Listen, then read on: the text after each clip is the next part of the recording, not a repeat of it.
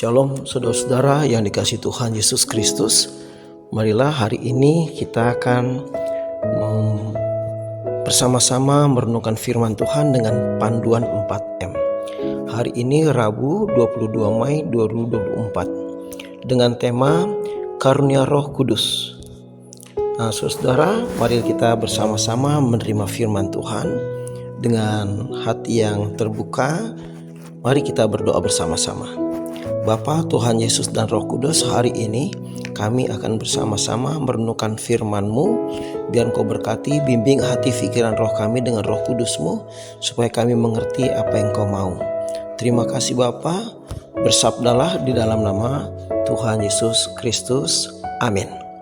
Saudara-saudara, mari kita membuka firman Tuhan dari 1 Korintus 12 ayat 7 dan 8 demikian. Tetapi kepada tiap-tiap orang dikaruniakan pernyataan roh untuk kepentingan bersama. Sebab kepada yang seorang roh memberikan karunia untuk berkata-kata dengan hikmat, dan kepada yang lain roh yang sama memberikan karunia berkata-kata dengan pengetahuan. Demikianlah firman Tuhan. Jadi saudara-saudara, ada dua pertanyaan yang akan membimbing renungan kita. Yang pertama adalah, apa tujuan dikaruniakan pernyataan roh itu? Ayat 7. Apa saja karunia Roh Kudus itu? Ayat 8. Saudara-saudara, jadi pada ayat yang ketujuh kita dengan jelas memahami bahwa Roh Kudus memberikan hadiah kepada setiap orang percaya. Roh Kudus dinyatakan melalui bermacam-macam karunia rohani yang diberikan kepada orang percaya. Pernyataan roh ini dimaksudkan untuk membangun dan menguduskan jemaat. Pernyataan roh dinyatakan sesuai dengan kehendak roh itu sendiri. Kebijaksanaan atau hikmat. Kepada seorang yang diberikan oleh roh kata-kata hikmat. Jadi saudara-saudara, dia punya pengetahuan hikmat lebih jauh, lebih dalam, lebih luas daripada hikmat orang pada umumnya. Karena itu adalah karunia roh. Misalnya saudara, Raja Salomo, di mana Raja Salomo itu begitu luar biasa berkata-kata dengan hikmat, sehingga dengan kepemimpinannya dia nggak perlu perang, dia nggak perlu berperang lawan bangsa-bangsa lain ya. Tetapi dia bisa memimpin Israel itu menjadi Israel raya, dan bangsa-bangsa boleh belajar sama Salomo, bahkan bangsa-bangsa memberikan upeti kepada Salomo. Ini yang disebut karunia hikmat ya.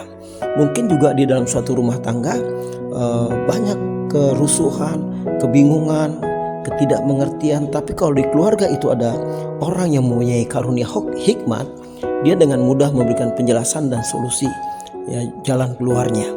Jadi kita juga perlu saudara-saudara meminta hikmat Tuhan. Yang kedua saudara, diberikan karunia pengetahuan ya. Jadi saya melihat saudara suatu contoh juga di dalam perjanjian lama, ada orang yang ditunjuk oleh Allah untuk dia punya pengetahuan di dalam membangun kemah pertemuan, kemah suci saudara ya. Di dalam Keluaran 35 di situ pengangkatan Bezaleel dan Aholiab ya. Saya bacakan sebagian dari Keluaran 35 ayat 30 dan seterusnya. Dan berkatalah Musa kepada orang Israel, lihatlah Tuhan telah menunjuk Bezaleel dan bin Uri bin Hur dari suku Yehuda, dan telah memenuhinya dengan roh Allah, dengan keahlian dan pengertian dan pengetahuan dalam segala macam pekerjaan. Demikian juga saudara dengan Aholiab, dia diberikan pengetahuan untuk mengerjakan emas, untuk mengerjakan yang lain-lain ya saudara-saudara. Pekerjaan seorang tukang, pekerjaan seorang ahli, pekerjaan orang yang membuat tenunan yang berwarna-warna dari kain ungu tua, kain ungu muda, kain kirmisi dan lenan halus. Dan itu bisa dikerjakan oleh Bezaleel dan juga Aholiab. Dia diberikan pengetahuan yang luas di dalam